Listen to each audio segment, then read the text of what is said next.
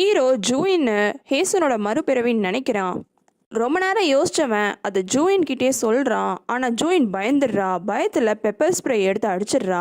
மனுஷங்களுக்கு எப்படி ரியாக்ட் ஆகுமோ அதே மாதிரி தான் ஹீரோக்கு ரியாக்ட் ஆகுது. பரவாயில்லையே, வேம்பீஸ்க்கெலாம் கூட ரியாக்ட் ஆகுதுன்னு அவன் சந்தோஷம் தான் படுறா. அதுக்கப்புறமா ஹீரோ எதுக்காக அவன் இந்த வீட்டில் இருக்கான், ஹேசூன் யாரு, எதனால ஹேசூனும் ஜூயினும் ஒரே மாதிரி இருக்காங்கன்ற விஷயம் எல்லாத்தையும் ஜூயின் கிட்டே சொல்றான். ஆனா ஜூயின் இந்த மறுபிறவில எனக்கு நம்பிக்கை கிடையாதுன்னு சொல்லிட்டு போயிடுறா. ஜூயினுக்கு எப்படின்னா லவ் ஃபீலிங் வரணும், அதனால ஹீரோவும் நிறைய விஷயத்த ட்ரை பண்ணுறான். ஸ்கூலில் பசங்க எதனா அவனுக்கு கிஃப்ட்னு கொண்டு வந்து கொடுக்குறாங்க. நான் ஒரு வேம்பயர், என்னால் சாப்பிட முடியாது, நீ சாப்பிடுன்னு வந்து ஜூயின்கிட்ட கொடுக்குறான். ஆனால் ஜூயின் அதுக்கும் கோவப்படுறா.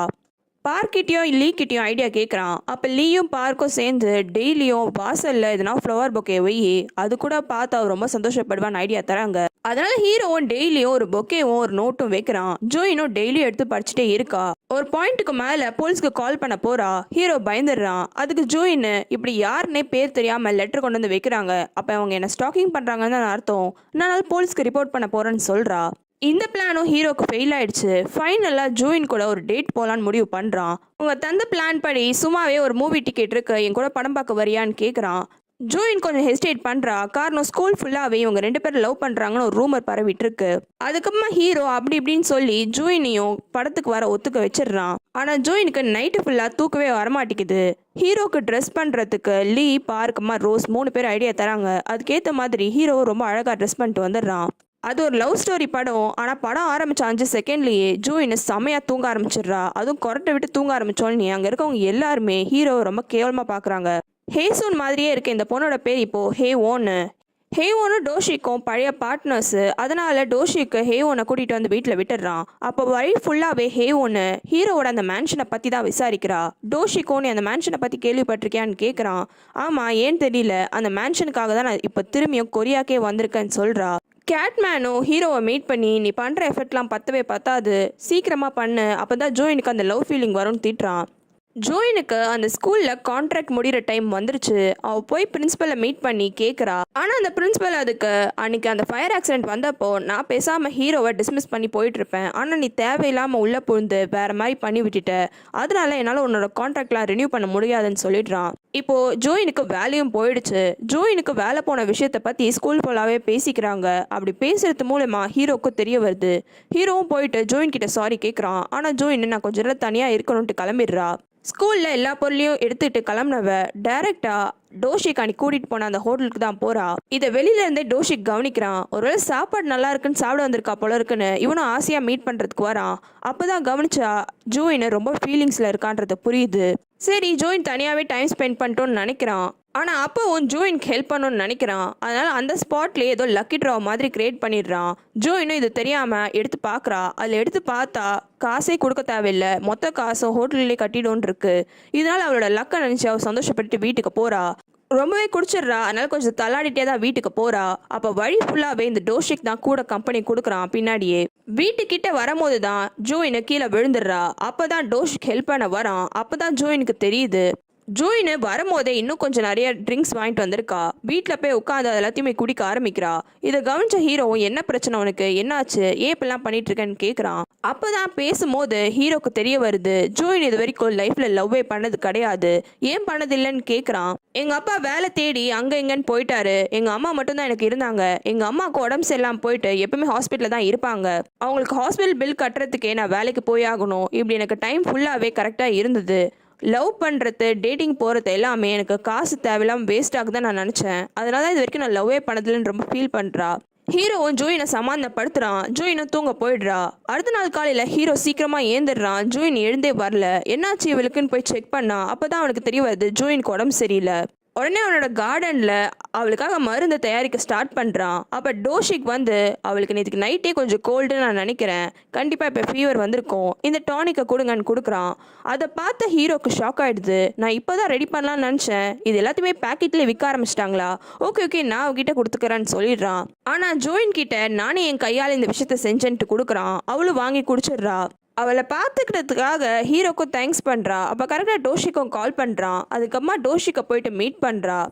டோஷிக்கும் எதுக்காக நீ இந்த மேன்ஷனில் தனியாக இருக்க, பேசாமல் வேறு வீடை பார்த்துட்டு நீ போயிடலாம்ல, இல்லை உனக்கும் ஹீரோக்கும் அந்த மேன்ஷன் யாருதுன்னு ஃபைட் எதுனா போயிட்டுருக்கா, நான் வேணா ஹெல்ப் பண்ணுறேன்னு கேட்குறான். ஆனால் ஜோயின் இல்லை, அது ஒரு பர்சனல் இஷ்யூ, நானே சால்வ் பண்ணிக்கிறேன், இப்போதைக்கு எந்த பிரச்சனையும் இல்லை, திரும்பியும் வீட்டுக்கே வந்துடுறா.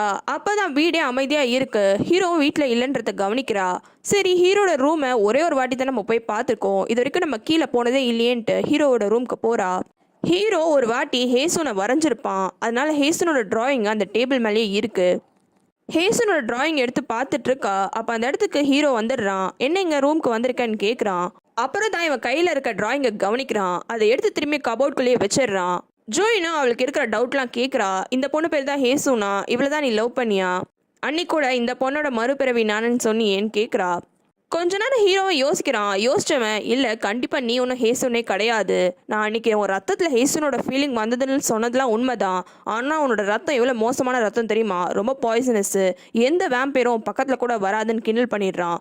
ஜோயினுக்கும் அவனுக்கும் அங்கேயே ஒரு சின்ன சண்டை ஆயிடுது. ஜோயினும் அங்கேருந்து கோவமாக கிளம்ப பார்க்குறா. அப்போ தான் அவளுக்கு ஞாபகத்துக்கு வருது, உனக்கு வேலை முடிகிற டைமே இப்போ இல்லையே, என்ன அதுக்குள்ளே வீட்டுக்கு வந்துட்டேன்னு கேட்குறா. இதை கேள்வி கேட்டோன்னே ஹீரோ திருன்னு முழிக்க ஆரம்பிச்சிடுறான். இல்லை நான் வேலையை விட்டுட்டேன்னு சொல்கிறான். ஜோயினுக்கு இன்னுமே டவுட் வர ஆரம்பிக்குது. உண்மையை சொல்லு, உனக்கு இந்த வேலை ரொம்ப பிடிக்கும் தானே சொன்னேன், அப்புறம் ஏன் இந்த வேலையை விட்டேன்னு கேட்குறா. ஹீரோ உண்மையை சொல்கிறான். ஹீரோ ஸ்கூலில் வேலை செஞ்சுட்டு இருக்கும் போது அப்போ தான் தெரிய வருது அவனுக்கு, அந்த பிரின்சிபல் வேணுனே தான் ஜோயினை வேலையிலேருந்து தூக்கியிருக்கான். அந்த பிரின்சிபல் அவனுக்கு வேண்டிய ஒரு ஆளை ஜோயினோட பொசிஷனில் ஆட் பண்ணுறதுக்காக ஜோயினோட கான்ட்ராக்டை ரெனியூ பண்ணல. இந்த விஷயம் தெரிய வந்தோடனே பாத்ரூம்குள்ளே இருக்கிற அந்த பிரின்சிபல் மேலேயே அவன் தண்ணியை ஊற்றிடுறான். இதை கேள்விப்பட்டோன்னே ஜோயின் திட்டுவான்னு நினைக்கிறான். ஆனால் ஜோயின் சந்தோஷம்தான் படுறா. என்னதான் சந்தோஷப்பட்டாலும் இப்போ 2 பேர்கிட்டையும் வேலை இல்லை.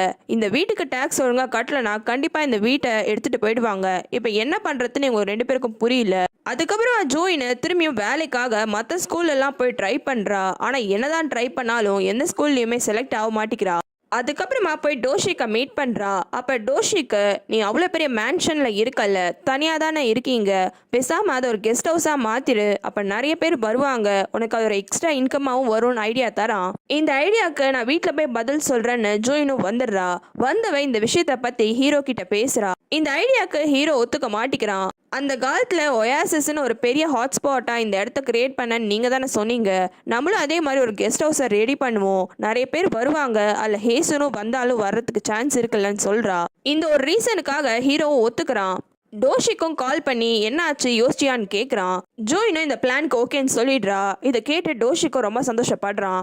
ஜோயினு இந்த ஐடியாவை பற்றி ஹீரோ கிட்ட சொல்லும் போது, இந்த ஐடியா உனக்கு யார் கொடுத்தான்னு ஹீரோ கேட்டிருப்பான். டோஷிக் தான் இந்த ஐடியாவை கொடுத்தான், அவன் தான் ஹெல்ப் பண்ணுறனும் சொன்னான்னு சொல்லியிருப்பா. டோஷிக் கொடுத்த ஐடியா பற்றியும் டோஷிக் ஹெல்ப் பண்ணுறேன்னு சொன்ன விஷயத்த பற்றியும் அவனோட ஃப்ரெண்ட்ஸ் கிட்ட பேசுகிறான். அப்போதான் ஹீரோக்கு புரிய வருது, டோஷிக்கு ஜோயின் மேலே ஒரு லவ் இருக்குது, அதனால தான் ஜோயினுக்கு ஹெல்ப் பண்ணுறதுக்காக இவ்வளோ விஷயத்தையும் பண்ணுறான்.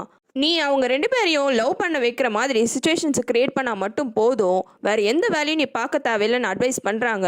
ஹீரோக்கு இதுதான் நல்ல ஐடியாவாக இருக்கும்னு தோணுது.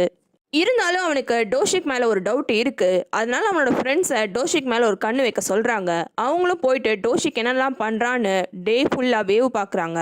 இந்த மேன்ஷனை எப்படி கெஸ்ட் ஹவுஸாக மாற்றலான்ற விஷயத்தை பற்றி பேசணும், கொஞ்சம் ரெஸ்டாரண்ட்டுக்கு வான்னு டோஷிக் கூப்பிட்றான். ஜோயினும் அதனால அங்கே போகிறா. அப்போ அந்த இடத்துல அந்த புதுசாக இருக்கிற ஹேவோனையும் இன்ட்ரடியூஸ் பண்ணி வைக்கிறான். இந்த ஹேவோனுக்கு அந்த மேன்ஷன் மேலே எதனாலேயோ ரொம்ப இன்ட்ரெஸ்டாகவே இருக்குது. அந்த மேன்ஷனில் நான் கொஞ்சம் இன்வெஸ்ட்மெண்ட் பண்ணுறேன்னு சொல்கிறா. ஆனால் அதுக்கு ஜோயின், இல்லை அந்த மேன்ஷன் ரொம்ப பழசு, அதில் போய் இன்வெஸ்ட் பண்ணுறீங்களேன்னு கேட்குறா. இருந்தாலும் இந்த ஹேவோனை நான் கண்டிப்பாக இன்வெஸ்ட்மெண்ட் பண்ணியே ஆவேன்னு ரொம்ப அடம் பிடிக்கிறா. அதனால ஜோயினும் ஒத்துக்கிறா. இந்த மீட்டிங் முடிஞ்சதுக்கு அப்புறமா ஜோயினுக்கு தோணுது, இந்த பொண்ணு நம்ம எங்கேயோ பார்த்துருக்கோமே, ஆனால் யார் இந்த பொண்ணு தெரியலன்னு யோசிக்கிறா. ஆனால் அவளுக்கு இது ஹேசன்னு ஞாபகம் வரல. இந்த மீட்டிங்ல நடந்த விஷயத்த பத்தி எல்லாமே திரும்பியா வந்து ஹீரோக்கு அப்டேட் பண்றா. அடுத்த நாள் இந்த வீட்டை பார்க்கறதுக்காகவே டோஷிக் வரான். வந்தவன் மொத்த வீட்டையும் பார்த்துட்டு கொஞ்ச நேரம் ஹீரோ கிட்ட பேசுறான். அப்படி பேசினவன் ஹீரோ கிட்ட டைரக்டாவே சொல்லிடுறான், நீங்க இந்த மாதிரி தனியா ஜோயின் கூட இருக்கிறது எனக்கு சுத்தமா பிடிக்கல, அவளை பார்த்துக்கிறதுக்கு நான் இருக்கேன், நீங்க யாரும் தயவு செஞ்சு இந்த வீட்டில் இருக்க வேணாம்னு சொல்லிடுறான். இந்த விஷயத்தையும் ஹீரோ அவனோட ஃப்ரெண்ட்ஸ் கிட்ட சொல்றான். அதை கேட்ட ஃப்ரெண்ட்ஸ், பாரு நீ நினைச்ச மாதிரியே இன்னும் கொஞ்ச நாள்ல ஜோயின் லவ் பண்ண ஆரம்பிச்சிருவா, அதுக்கப்புறம் அவளோட ரத்தத்தை குடிச்சா நீ மனுஷன் ஆயிடுவேன்னு சந்தோஷப்படுறாங்க. ஹீரோவன் திரும்பியும் வீட்டுக்கு வந்துடுறான். வந்தப்போ ஜூயின் வீட்டை ஃபுல்லா அளந்துட்டு இருக்கா. அப்படி அவ அளக்கறதுக்கு இவனும் ஹெல்ப் பண்றான். இவங்க 2 பேரும் இப்படி தீவிரமா வேலை செஞ்சுட்டு இருக்கும் போது யாரோ காலிங் பெல் அடிக்கிறாங்க. யாருன்னு போய் பார்த்தா அந்த ஏரியால இருக்கிற அந்த டெய்லர் ஷாப் ஓனரும் அந்த பச்சர் ஷாப் லேடியும் தான். அவங்க இருக்கிற நிலைமைய பார்த்து பயந்துடுறா ஜூயின். அதுக்கப்புறமா தான் விசாரிக்கும் போது தெரியுது இந்த நெய்பர்ஹுட்ல போலீஸ்லாம் கிடையாது, டெய்லியும் நைட்டு நாங்களே தான் பேட்ரோல் பண்ணிப்போம், உங்களுக்கும் இன்னைக்கு டியூட்டி இருக்கு, அதனால நீங்களும் பேட்ரோல் வேலை பார்க்கணும்னு சொல்றா. அதனால பேட்ரோல் பண்றதுக்காக ஜூயினும் ஹீரோவும் போறாங்க. 2 பேரும் பேட்ரோல்லாம் பண்ணி முடிச்சுட்டு திரும்பியும் வீட்டுக்கு வராங்க. அப்ப வீட்டு வாசல்ல அந்த ஹேவன் வந்து வெயிட் பண்றா.